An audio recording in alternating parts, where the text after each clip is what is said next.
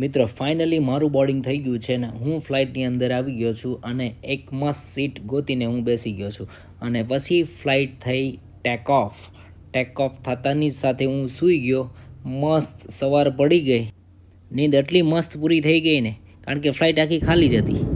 પછી સવારના વાગી ગયા 5 અને વિયેતનામના વાગ્યા છે સવારના 7 અને આ દ્રશ્ય જોઈને મને પણ મજા આવી અને પછી મેં મોબાઈલ કાઢ્યો અને મોબાઈલ લઈને આ મસ્ત નજારો મેં મોબાઈલમાં કેદ કરી લીધો અને એક બે સેલ્ફી બી લઈ લીધી. મજા આવી, કારણ કે આ વાદળ વચ્ચે હાલતું પ્લેન એક નજારો કંઈક અલગ જ હોય.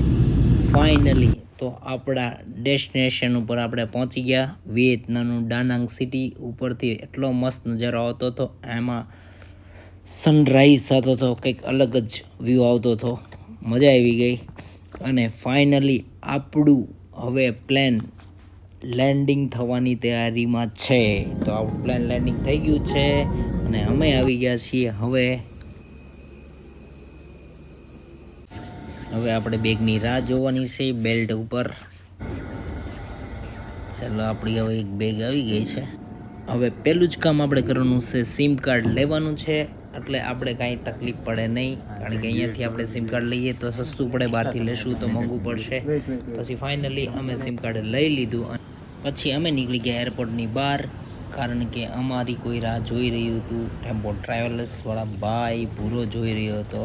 પછી તો અમે સામાન પેક કરીને અમે બેસી ગયા અને આપણી તો જગ્યા છે જ આગળ. પૂરે મને ઈશારો કરી દે સીટ બેલ્ટ બાંધી દેજો. પછી તો હું સીટ બેલ્ટ બાંધીને બેસી ગયો આગળ. હો ભાઈ, પછી એ એરપોર્ટની બહાર નીકળતા મજા આવી ગઈ, કારણ કે અહીંનો કંઈ તહેવાર ગયો હશે, કારણ કે વિયેતનામના નકરા ફ્લેગ હતા રોડ ઉપર અને રોડ ઉપરનો નજારો એટલો મસ્ત હતો. પછી સાઈડમાં જોયું તો ટ્રાફિક પણ હતું. મને એમ થયું કે સુરત જેવું જ વાતાવરણ છે, પણ બાજુમાં રસ્તાનું કામ ચાલતું હતું. આપણે ત્યાં ખાડા પડે છે એવું નહીં, આ લોકોને ખાડા પડે છે, પણ ઓછા પડતા છે મારા અંદાજ પ્રમાણે. પછી તો એ મસ્ત નજારો હતો એને બીચ ઉપર. અહીંનું વેધર આટલું મસ્ત મજા આવે એવું હતું ને, હું વાત કહું તમને.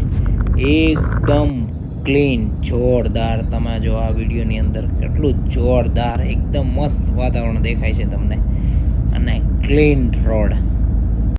ડાનંગ સિટીનો નજારો જોતા જોતા અમારી હોટલ આવી ગઈ છે નજીક અને અમે હોટલની અંદર હવે ચેક ઇન કરશું. ચેકિંગ કરતાં પહેલાં અમારી માટે આવી ગયું છે મસ્ત ફર્સ્ટ ક્લાસ લીંબુવાળું પાણી અને આ પાણી પીને હવે અમે કરશું ચેક ઇન. એન્ડ તમને આ બ્લોગ કેવો લાગ્યો, કેવો ગમ્યો, જરાક મને લાઈક કોમેન્ટ કરજો. ફાઇનલી તો આપને હોટલની અંદર આપણે રૂમ મળી ગયો છે અને નેક્સ્ટ બ્લોગમાં આપણે હવે ડાનાંગ સિટી અને બાના હિલ્સ ઉપર બ્લોગ બનાવશું. કેવો લાગ્યો તો જરાક લાઈક કોમેન્ટ કરજો.